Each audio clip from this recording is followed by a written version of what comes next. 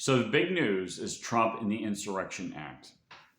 And so, first of all, yes, the president has the authorization. The president, under some circumstances, absolutely has the righteous authority to invoke the Insurrection Act when there's insurrection. It has happened before. He is by far not the first president to do so. When there are riots that break out in the past, presidents have invoked the Insurrection Act and have deployed the National Guard. Okay.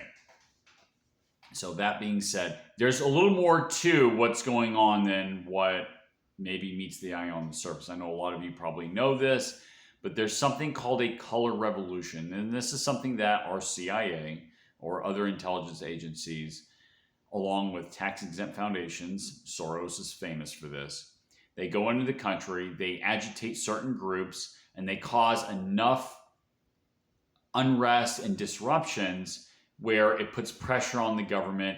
Then they start to control the media narrative. They'll say that it's the leader's fault that's causing the chaos. They'll get more and more of an uprising of people who don't pay attention to what's going on in the media.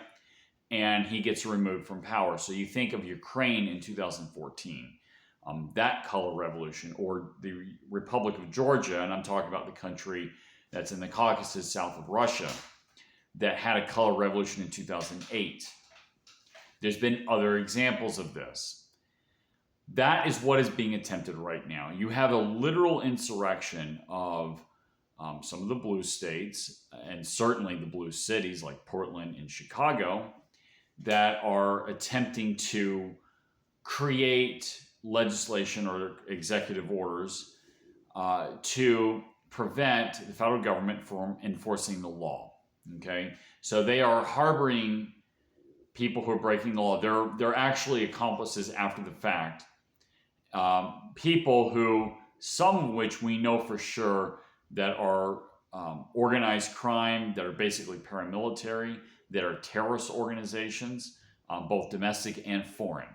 Okay, and we got these useful idiots or terrorists or whatever you want to call them that have organized violently to impede the federal government from doing what it needs to do, what really most of the country politically, almost the entire country politically, wants to do and knows what needs to be done.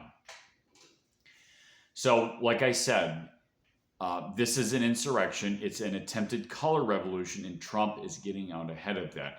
He's putting the National Guard there. He's got certain powers in place with the Insurrection Act to make sure that it is not so chaotic that we get a color revolution here in this country.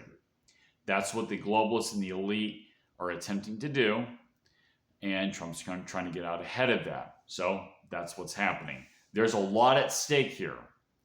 This has all been planned on both sides, okay? John Podesta talked about having states secede years ago. Okay, Trump, I'm almost certain, was planning this too. He was probably thinking about this running up to the election, after he had 2020 stolen from him. And I got banned from YouTube the first time I talked a lot about that. But anyway, that's what's at stake. So that's what's going on.